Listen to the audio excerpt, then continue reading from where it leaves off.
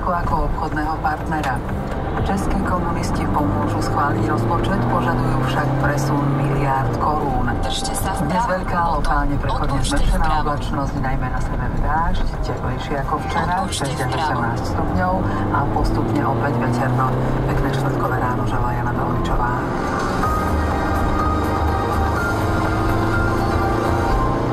Významné americké firmy s celosvetovým pôsobením ocenili v New Yorku Slovensku ako obchodného a investičného partnera.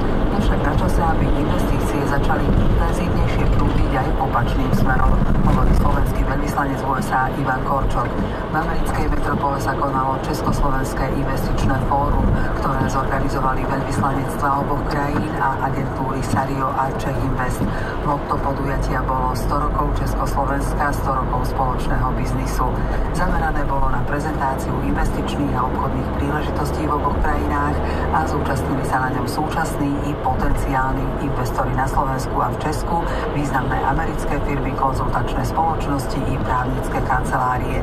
Ivan Korčok ocenil najmä to, že Slováci sa nemuseli prezentovať len sami, ale že pozitívnu reklamu poskytli priamo americkí podnikatelia. Sexuálne násilie sa môže týkať aj mnohých detí na Slovensku, upozorňuje verejná ochrankyňa práv Mária Patakijová.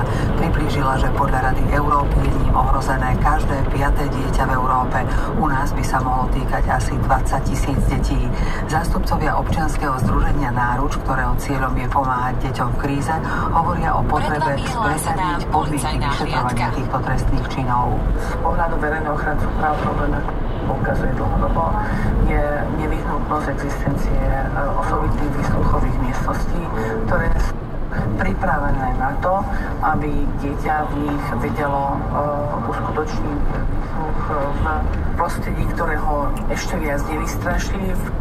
Slovenská akadémia vied aj v tomto školskom roku pokračuje s projektom Roadshow mladých vedcov po školách Slovenska. Dnes budú mať 2 školy v Bratislave a 1 v Senci vyučovanie iné ako po ostatné dni. Hodinu chémie, matematiky a informatiky budú vyučovať mladí vedci SAV. Takmer 20 ich vyštartovala ešte v uplynulom školskom roku, žiakom nahodili a spestrila im vyučovanie nielen o najnovšie vedecké poznatky. Mladí odborníci z oblasti prírodných, spoločenských vied, technických smerov či medicínskeho výskumu priniesli do vyučovania interaktivitu, diskusie a mnohí aj výsledky svojich výskumov. To predstavuje pridanú hodnotu nielen pre žiakov, ale aj učiteľov, ktorí dobrovoľne na hodinách zostávajú a ďalej s akadémiou spolupracujú. Česká poslanecká snemovňa v prvom čítaní schválila štátny rozpočet na budúci rok. Menšinovej vláde k tomu podľa očakávania pomohli komunisti. Ak by mali pomôcť aj pri definitívnom hlasovaní, požadujú presun miliárd korún. Po hlasovaní v poslaneckej snemovni je už jasné, že štátny rozpočet pri vysokom hospodárskom raste a nadpriemerných príjmoch vďaka rekordne nízkej nezamestnanosti bude mať schodok 40 miliárd korún, asi 1,5 miliardy eur.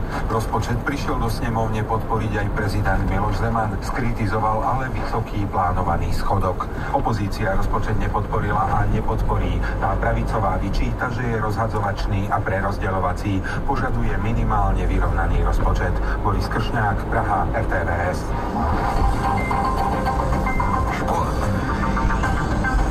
Naši hádzanári prehrali v prvom zápase kvalifikácie o postup na majstrovstvá Európy 2020, keď Verde podľahli Maďarsku 22-30. Najlepším strelcom bol 7-gólový kapitán Martin Straňovský.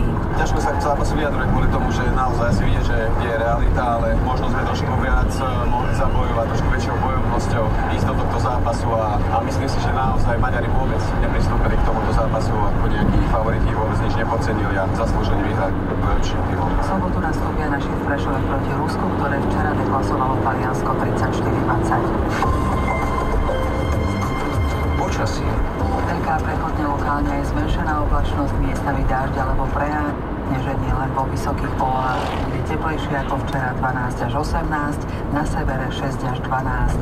Postupne západný až severozápadný vietor do 30, nárazu miestami okolo 55 km za hodinu a na hrebeňoch hôr prudký vietor až výchrica. 8 hodín 5 minút.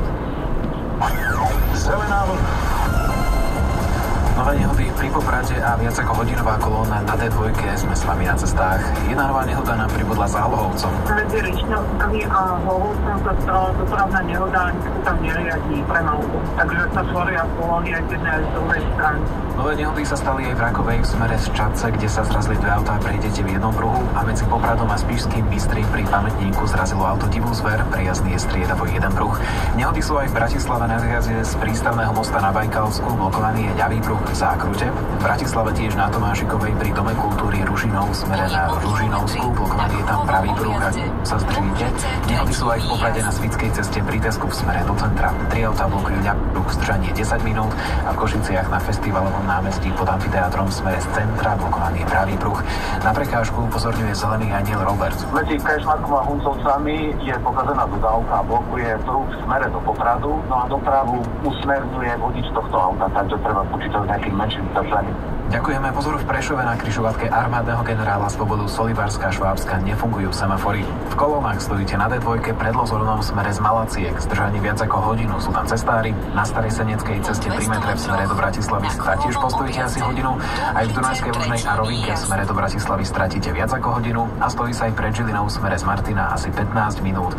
Na rýchlosť pozor na R1 pri Šoporník v smere do Trnavy, na trase z Krásne Radky Sudcov do Čadce pri moteli Tuo a na výjazde do Trhovišťa zo Sečoviec. A ďalšie postrehy z ciest nám môžete volať kedykoľvek. Jozef Vozár, bezpečne plynlo.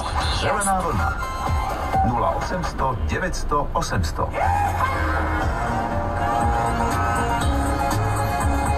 Ráno na FM-ku. Spravodajský blok za informácie našim kolegom aj zo spravodajstva, aj zo Zelenej vlny. Pozdravujeme aj vás na cesty.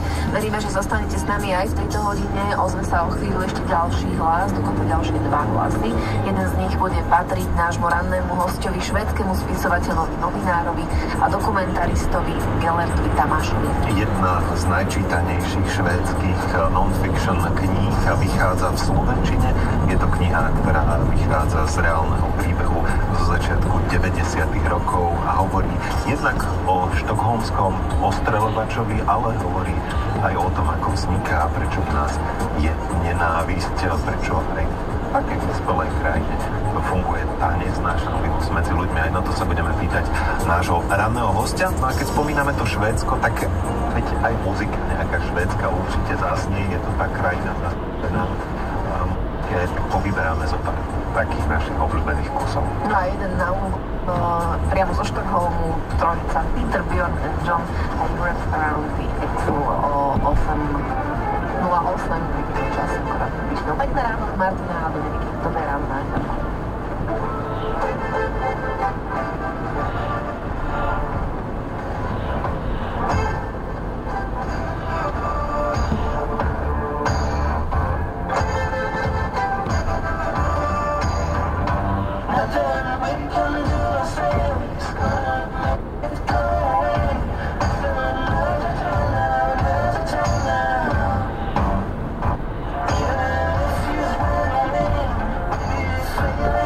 Just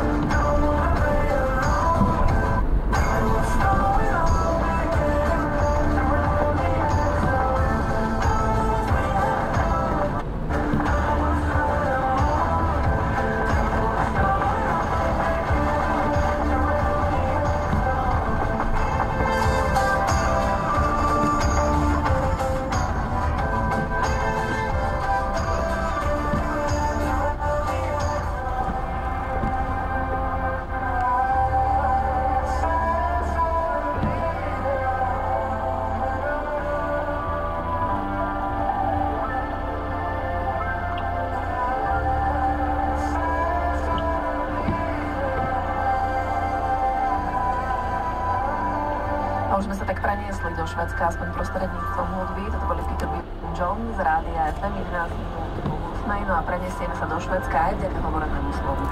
Bert Tamás, švédsky spisovateľ, novinár a dokumentarista je v Ráne na FM. Welcome, good morning. Thank you, welcome. Ďakujeme, že ste prišli. Pomôže nám s prekladom Eva Hlavníková. Dobré ráno, aj a teda Galerta, vítame na Slovensku. Rád cestujete a čo máte najradšej na vyputovaní? Ja mám rád hrozne hotelové raňajky. Po 800 metroch na kruhovom objazde použite druhý výjazd. Well, hotel breakfast is not my favorite, but it's really nice to see different places and countries. And I have last time I was in Bratislava was 20 years ago, so it's good to be back. It has changed. No, hotelové raňajky nie sú úplne po 400 metroch na kruhovom objazde použite druhý výjazd. To je fajn. V Bratislave som bol naposledy pred 20 rokmi. Je dobré vidieť, ako sa to zmenilo. A máte pocit, že zmenilo sa to k lepšiemu? Je to dobrá zmena? And is it a good change? Yeah, I would definitely. There are fantastic restaurants and cafes, especially cafes I like a lot. Určite sú tu výborné reštaurácie, kaviárne, obzvlášť kaviárne naozaj. Na kruhovom objazde použite druhý výjazd. Aj tentokrát prichádzate s takou vzácnou chvíľou, a teda vzácnou okolnosťou so slovenským prekladom knihy Laserový muž. To je tá základná téma nášho rozhovoru. Je to kniha veľmi populárna vo Švédsku, prináša veľmi dôležitý odkaz a obsah pre súčasnosť. Začneme naozaj veľmi prakticky tým, o čom je táto knižka. A začneme takým nejakým základným nástrojom, kam nás Laserový muž berie. Po 1 kilometri použite pravý výjazd.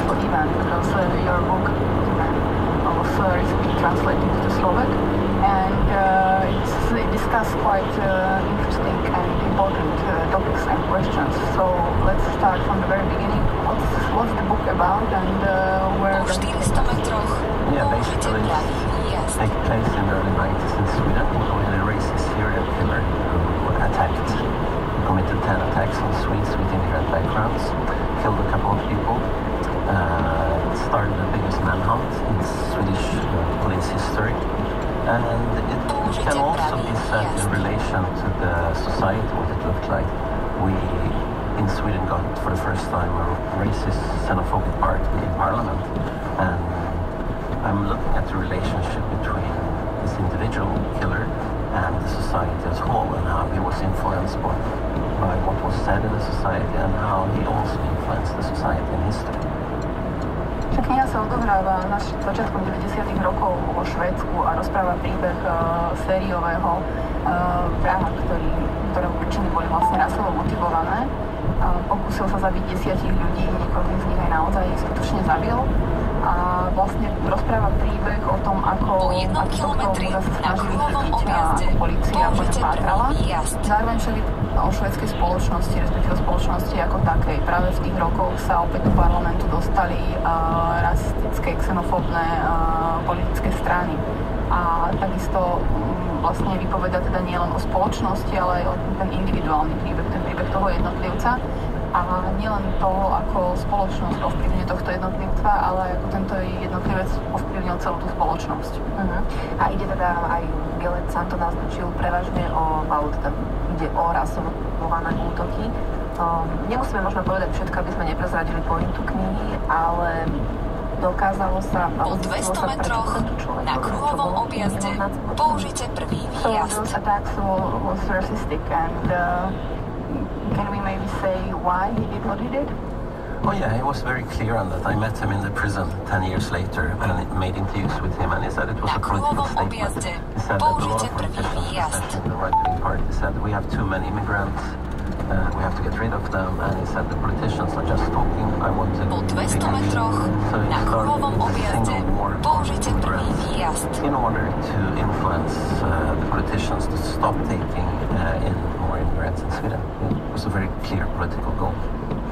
Na kruhovom objazde použite prvý výjazd. Civil vo väzení od 10 rokov neskôr a spravil som s ním niekoľko interviú a sa veľmi jasne vyjadril, že išlo vlastne o akúsi politickú výpoveď alebo politicky motivovanú výpoveď.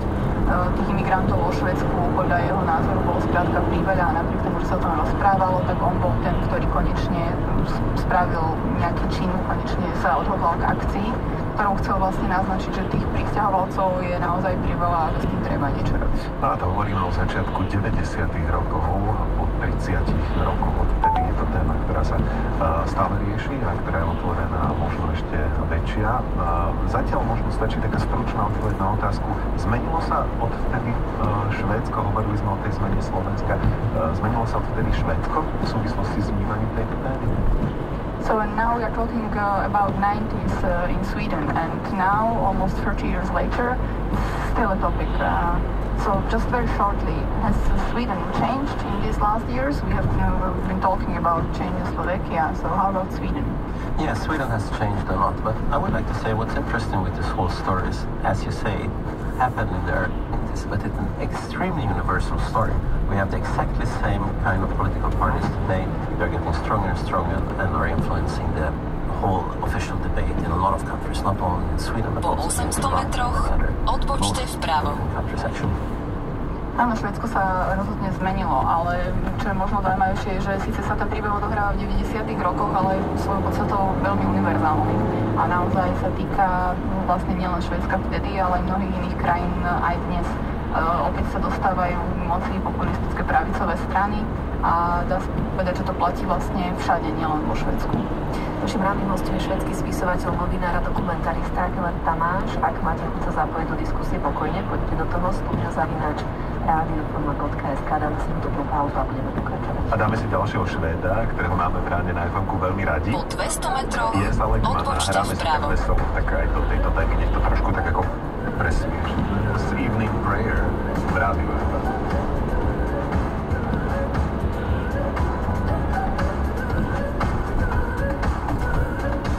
Odbočte vpravo.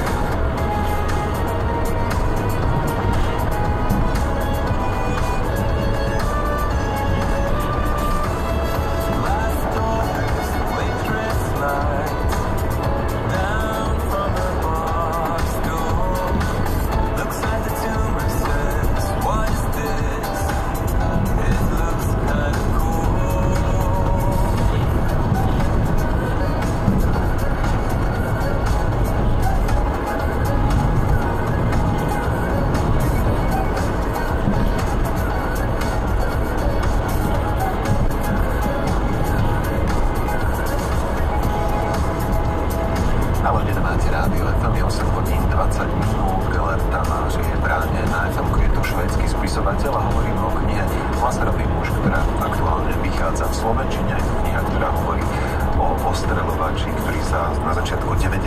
rokov zameral v Štokholme na prisťahovalcov. A teda dočítali sme sa, že bol inšpiráciou, jednou z inšpirácií aj pre Breivika. Čo spája týchto dvoch ľudí, čo spája ich príbehy? So we read that Ausonius was also inspiration for Breivik. So what does those two have in common? Quite a lot, both on the individual level. I mean, they were both male, they had a very poor social life. But on a political level, it's, as you mentioned, Jon Ausonius was one of the first, if not the first, so-called lone wolf political activist on the far-right side. He decided to start this war on immigrants, and that's actually what Breivik did as well. But he didn't attack people with immigrant background, he attacked the politicians that he blamed for taking in the immigrants. So during his trial, Breivik said, "I'm just a warrior in a long chain of warriors," where the laser man, so-called laser man, Jon Ausonius, was called a laser man because he used the gun with the laser sight, was one of the first. So it was a very clear inspiration to Breivik. Mám toho spoločného naozaj veľa. Vlastne aj na tej individuálnej úrovni. Ich spoločenský život bol veľmi biedný a naozaj aj to vplyvnilo ich činy. Ale aj na tej politickej úrovni, pretože obaja sa vyjadrili, že ich činy mali politicky motivované. A Ausonius bol v podstate jedným z prvých a dal sa považovať za takého prvého osamelého vlka, ktorý sa rozhodol bojovať proti prisťahovalcom, a on sám to takto nazýval, boj proti prisťahovalcom, vojnu proti prisťahovalcom. A vlastne niečo veľmi podobné potom spravil aj Breivik. Tiež bol politicky motivovaný, akurát teda nezautočil priamo na prisťahovalcov, ale útočil na politikov, ktorí podľa jeho názoru mali na svedomí tú situáciu s tými prisťahovalcami. A on sám sa vlastne priznával k Ausoniovi. Pred súdom povedal, že laserový muž bol jeho vzorom a že aj on sám, Breivik sám, že len jedným z dobrej rady bojovníkov. A vlastne týmto spôsobom sa priznal k tomu odkazu Ausonia. A teda tento človek, Ausonio, sa dostal do väzenia. Gellert tam navštívil po 10 rokoch, ak si dobre spomínam, povedal, že bol za ním. Aké to bolo? To musel byť tak zvláštny pocit a ako k tomu pristupoval tento človek s odstupom 10 rokov k tomuto svojmu aktu. O to vnímal späť. So Ausonius got into prison and you visited him 10 years later. So how was that? How was your contact with Ausonius and how was himself 10 years later after his attacks? He was sentenced to life imprisonment, as you mentioned, and he never confessed to the crimes during the trial, but 10 years later he decided to confess, and that's when I decided to try to meet him. So I wrote him a letter and I met him in jail. He said okay to meet me, and I have to say that it was quite a scary experience. I was quite afraid, I have to say, the first time to go to prison, to see a person has tried to kill and killed several people. Meeting him in a small cell was a scary experience, definitely.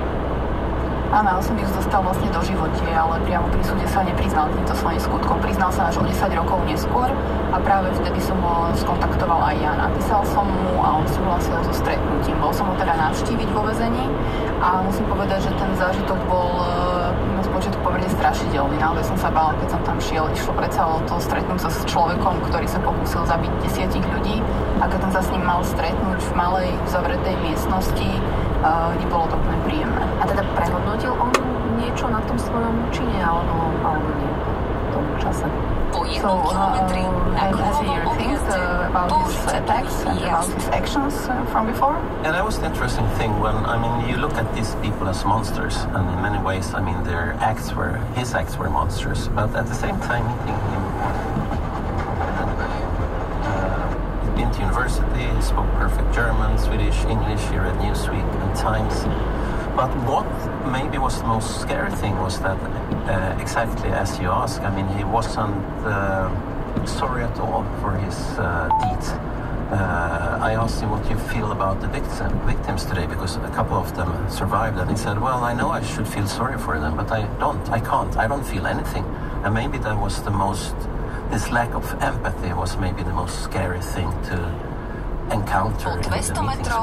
Na kruhovom objazde keď sa s ním stretnú, tak očakávate, že stretnete monštrum a vlastne je to pochopiteľné, ale zároveň som stretol veľmi inteligentného človeka, pretože naozaj je veľmi inteligentný, ovláda niekoľko svetových jazykov, chodil na univerzitu, číta Newsweek, číta Times, má prehľad A čo však bolo o mnoho strašidelnejšie a nepríjemnejšie, bol ten absolútny nedostatok empatie, ktorý mal ten súcit s tými obeťami. Pretože som sa vlastne aj pýtal, že čo cíti voči obetiam a on povedal, že necíti nič, že vie, že by mal, vie, že s tým má problém, ale že necíti vôbec nič, že neprechováva žiadne pocity voči nim. A to bola možno tá úplne najstrašidelnejšia časť. Dnes pátrame po príbehu, ktorý sa odohral na začiatku 90. rokov. V Štokholme hovoríme o Laserovom mužovi, takej prezývka ostreľovača, ktorý zaútočil zbraňou na 11 pristí.